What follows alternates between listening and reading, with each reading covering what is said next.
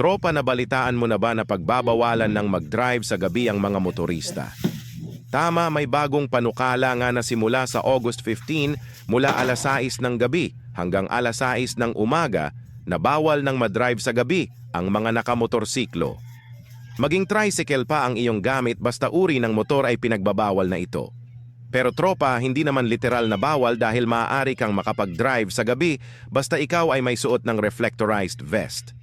Kaya kung ikaw ay madalas mag-drive sa gabi, dapat mong malaman ang paggamit ng reflectorized vest. Dahil ito ay nagdaragdag ng visibility at kaligtasan sa kalsada. Ang mga reflectorized vest ay may mga material na sumasalamin sa ilaw mula sa mga headlights ng sasakyan na nagbibigay daan sa mga motorista na mas madaling mapansin ka kahit sa madilim na mga kondisyon. Ito ay nakakatulong upang mabawasan ang panganib ng aksidente, lalo na sa mga lugar na may limitadong ilaw.